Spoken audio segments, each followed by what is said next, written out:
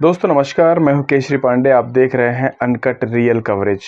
दोस्तों, भारत जैसे देश में एक औरत के लिए, एक शादीशुदा औरत के लिए अपने पति को छोड़ के किसी और के साथ प्रेम संबंध रख पाना इतना आसान काम नहीं है, इतना आसान टास्क नहीं है। या तो दो मामले हो सकते हैं कि पति को तलाक दे दो, उससे अलग हो जाओ और बाकायदा दूसरे प्रेमी से शादी करो और उसके साथ अलग से रहो।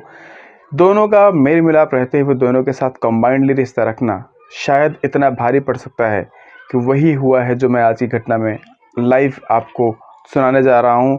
घटना बहुत रिसेंट की है, शायद आपने ऑलरेडी सुन रखा होगा। दोस्तों, दरअसल ये घटना सहारनपुर की है। सहारनपुर में एक औरत है जिसका नाम है कृष्णा। कृष्णा जो है, इनके 4 बच्चे हैं और 4 बच्चों में इनकी 2 बेटियां हैं जो सबसे बड़ी हैं। नीचे के जो सबसे छोटे लोग हैं वो 2 बच्चे हैं, यानी 2 बेटे हैं।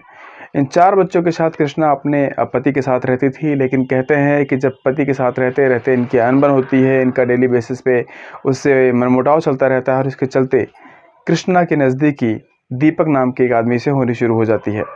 दीपक कृष्णा को अपनी अच्छी खासी बातों में बहलाता है, बातचीत करने की कोशिश करता है, उसकी वो ख्वाहिशें पूरी करता है जो उसका शायद पति नहीं पूरा कर सकता था। बाहर ले जाना, बच्चों का केयर करना, घर की ज़रूरतें पूरी करना और वो सारी चीज़ जो एक पति करता है। और इसीलिए कृष्णा दीपक के प्यार में फिसलती चली जाती हैं। बात 1 या 2 दिन 3 दिन के नहीं, महीनों सालों गुजर जाते हैं और पहले पति को इसकी भनक पता चलती है। पति को बहुत नाराज़गी होती है, लेकिन पति चाहते हुए भी कुछ नहीं कर सकता है क्योंकि कृष्णा अपने पति को कम्प्लीटली इग्नोर करना शुरू कर देती है। अब दीपक और कृष्णा, दीपक यानी कृष्णा का नया प्रेमी, ये दोनों बातचीत करते हैं और अपने सहारनपुर से किसी और जगह के लिए शिफ्ट हो जाते हैं। यानी एक ही रूम में, लिव इन में कृष्णा और दीपक रहने शुरू कर देते हैं और कृष्णा अपने 4 बच्चों के साथ दीपक के साथ शिफ्ट हो जाती है। पहला पति बहुत कोशिश करता है, खोजने की कोशिश करता है, लेकिन वो नहीं खोज पाता और फाइनली वो पुलिस में रिपोर्ट भी नहीं लिखाता है। उसको लगता है कि शायद कृष्णा नहीं आएगी और पुलिस का झमेला अपने सर पर लेने से कोई फ़ायदा नहीं है और इसका फ़ायदा मिलता है कृष्णा को। बहुत टाइम गुजर जाता है। यहाँ भी बहुत टाइम गुजरने के बाद कृष्णा की लाइफ में दूसरा आदमी आता है। अब ये जो पहला वाला प्रेमी था, ये चाहता हुआ विरोध करता है, बहुत कोशिश करता है कि कृष्णा किसी और के प्रेम जाल में ना फंसे, लेकिन कृष्णा थी कि मानने को तैयार नहीं थी। 1-2 बार, 3 बार, 4 बार नहीं, दसियों बार इन लोगों की लड़ाई हो गई। मामला तब थोड़ा सा पेचीदा हो जाता है जब कृष्णा अपने घर से एक प्रेमी के साथ सड़क पर निकलती हुई चली जा रही थी। उसके बच्चे घर में थे और कृष्णा का ये जो प्रेमी था दीपक, वो बाहर रोड पे खड़ा हुआ अपने दोस्तों के साथ वहाँ पे बैठा हुआ था। लोगों ने इंडिकेट भी किया कि दीपक, तुम्हारी ये जो प्रेमिका है, ये बहुत बार किसी और लोगों के साथ यहाँ से जाती है, बातचीत करती है, 2-2, 4-4 घंटे के लिए घर से निकल जाती है जब तुम ऑफिस में होते हो, तो जॉब में होते हो, तो इसको आपने नोटिस किया है? दीपक वहाँ पर रिएक्ट नहीं करता है। दीपक ने बोला, हाँ मुझे पता है किसके साथ जा रही है, किसी काम से जा रही, मैंने ही बोला है।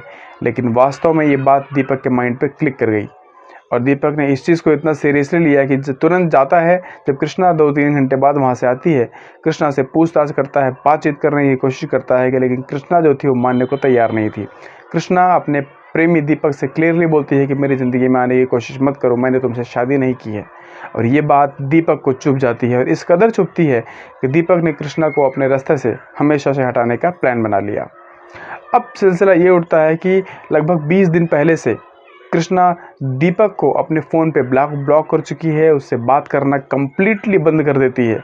एक ही छत में एक ही साथ रहते हैं दोनों, लेकिन दोनों की बातचीत बंद है। सब कुछ है, सब कुछ ख़त्म हो चुका है, लेकिन इस चीज़ को अगर आप सोचने की कोशिश करोगे तो थोड़ा सा बातें डिफरेंट डायरेक्शन में जाने की तरफ से आपकी तरफ सोचने पे आप विवश हो जाओगे। रीज़न ये रहा कि एक ही घर के नीचे, एक ही छत के नीचे अगर 2 लोग रह रहे हैं और अगर 2 लोग रहने के बाद एक दूसरे से बातचीत ना करें, बच्चियाँ भी उसको पापा बोलना शुरू कर देती हैं, लेकिन कृष्णा ने प्लान बनाया कि अब वो दीपक को भी छोड़ के किसी और के साथ चली जाएगी। और झगड़े में ये चीज़ उसने दीपक को क्लियरली बता दिया कि मैं तुम्हारे साथ नहीं रहूँगी, मैं किसी और के साथ जा रही हूँ क्योंकि मुझे अपने पुराने पति के पास जाना है। जबकि हकीकत ये थी कि पुराने पति के पास जाने का उसका कोई प्लान नहीं था।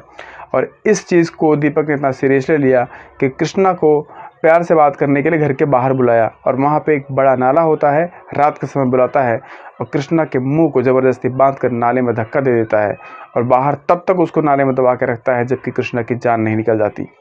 कृष्णा की जान निकलने के बाद बहुत समय तक उसकी बच्चियाँ उसको खोजती रहती हैं, बेटे उसे खोजते रहते हैं, कृष्णा का कोई पता नहीं चलता।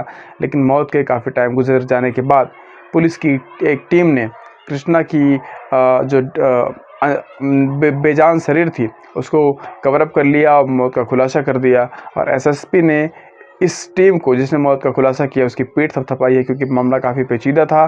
दीपक ने बहुत दिमाग लगाया था इस घटना को अंजाम देने के लिए। कहते हैं कि पुलिस अगर चाहे तो कहाँ नहीं पहुँच सकती, और हुआ इस केस में भी वही। न चाहते हुए भी दीपक पकड़ा गया है। उसके इरादतन जो इस तरीके की घटना को अंजाम दिया था उस चीज़ को उसने रिवील किया है, उसने एक्सेप्ट किया है। लेकिन दोस्तों एक कहावत है कि गलत हमेशा गलत होता है, उस पर आप कितने भी पर्दे क्यों लगा लो, गलत को सही नहीं ठहरा सकते। और यही हुआ इस केस में भी। दीपक इसमें अरेस्ट है, चार्जशीट बन चुकी है और दीपक को प्रॉपर तरीके से प्लानिंग के तहत जेल जाने की सारी चीज़ें रेडी कर दी गई हैं। तो दोस्तों आशा करता हूँ वीडियो इन्फॉर्मेटिव रही होगी। अपना ख्याल रखिएगा, अपना और ख्याल रखिएगा। तब तक के लिए मिलते हैं एक और नए वीडियो में। जय हिंद, वंदे मातरम।